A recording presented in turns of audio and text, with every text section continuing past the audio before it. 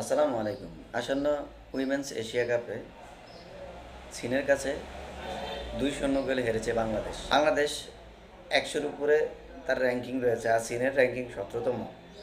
অর্থাৎ ফিফা র্যাঙ্কিংয়ে চীন ১৭, বাংলাদেশ ১০০-র উপরে। সেই দলটির সাথে বাংলাদেশ যেভাবে চোখে চোখ রেখে ঋতুপর্ণা চাকমা একটি শট, প্রায় গোল হয়েই যাচ্ছিল, সেই শটটি যখন মিস হয়েছিল বা সেই গোলটি যখন সেভ করেছিল চীনের গোলকিপার, সেটা দেখে আমরা বিস্মিত।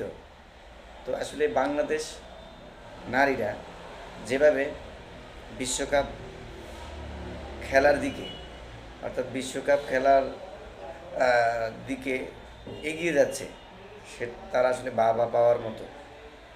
বাংলাদেশ যদি এভাবে তাদের ধারাবাহিকতা অব্যাহত রাখে, সামনে একটি সিরিজ রয়েছে, সেখানে যদি বাংলাদেশ চ্যাম্পিয়ন হতে পারে, তাহলে বাংলাদেশ কিন্তু সরাসরি বিশ্বকাপ খেলায় অংশগ্রহণ করতে পারবে।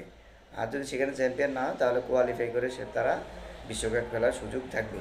তো বাংলাদেশ দলের জন্য শুভকামনা। বাংলাদেশ নারী দল যেভাবে বিশ্বকাপ খেলার জন্য বাংলাদেশ নারী দল যেভাবে এগিয়ে যাচ্ছে, আশা করব বাংলাদেশ নারী দল তাদের ধারাবাহিকতা অব্যাহত রাখবে এবং তারা ভালোভাবে এভাবেই খেলে যাবে। এবং ইনশাল্লাহ আশা করব, যেহেতু চায়নার দলের মেয়েরা অনেক লম্বা এবং তাদের স্কিল অনেক বেশি, বাংলাদেশের মেয়েরা সে তুলনায় অনেক কম ছিল।